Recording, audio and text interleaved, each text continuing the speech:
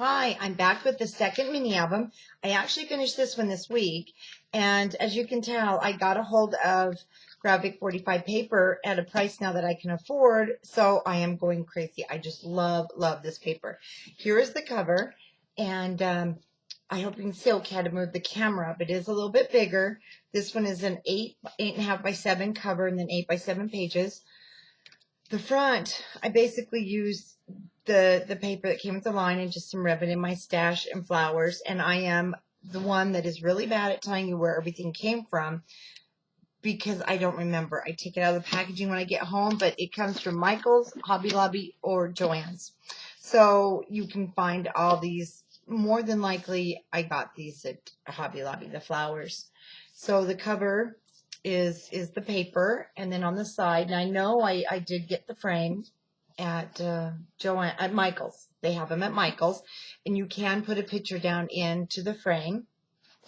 And then the back, I did the heading of the Once Upon an Eerie Tale from Graphic 45, and then the purple paper. I just love it. And then if you are looking for Graphic 45 paper at a price that you can afford, come see me on Facebook at Country Craft Creations, and you will see I've got the new line coming in hopefully this week. I just used the black satin ribbon. I thought it just really went with the theme. So let's open it up to the front cover. And on the front cover, let me just get that over. I made this pocket, and I used one of the pockets that come from Graphic 45 for my pocket. They look like this, and they're nice, and they're the large tags. And I actually do have these coming in, and we'll be selling them on Country Craft Creations. This is what I used for my little pocket here. And then inside the pocket are two of the tags from the collection. I used the same, just made one bigger, one smaller.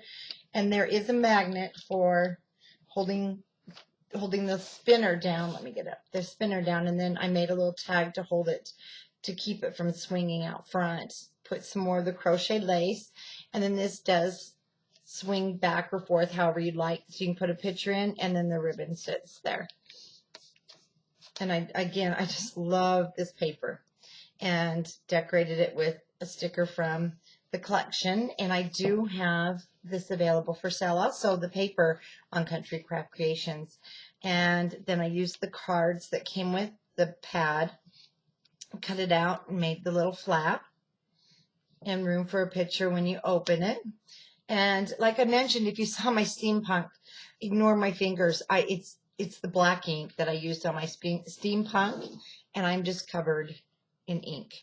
Then this page, there's a tag that just sits right there, and then two more inside of the pocket, and I left the backs blank so there'd be lots of journaling space, because this paper is so decorative. It doesn't leave you much room, and you don't want to write on the design anyway. And here's this next page. Again, we have a flip up. I'm trying to stay in frame. I apologize. I have such a small camera. Two tags that sit inside. One was a tag, one I just made from the paper from the collection. And used the Martha Stewart punch there. And I don't know why, like I mentioned in my other videos, I start out really good. My albums shut nice, and then I add so many embellishments, I just have to stop because they get so fat. Have a little key with the spider web inside of it there, and two of the mats. Put a little spider down on that one. And I just love this album because if you have maybe some fall pictures that aren't quite Halloween, you can incorporate them with your Halloween pictures. And this flap is a little booklet, and it opens that way. And then there's another pocket on the inside with a tag, and it's just plain on the back. And then lots of room here, and if you don't want your tag in the pocket, it can sit right there. So there's room, lots of room in this little album. And this next page is a corner pocket, and I just made it out of the same paper with one of the tag, or paper made a tag. And then this little book, there's a tiny little, let me see if I can get it up into the camera, clothespin without going out of frame, that I got at now I know I did get that at Michael's. And then some of the flowers. And this one is a trifold. And again on the back. Perfect for wallets.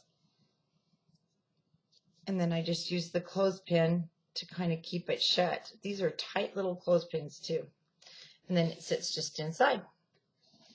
And I have another little pocket here that I made from one of the cutouts from the collections.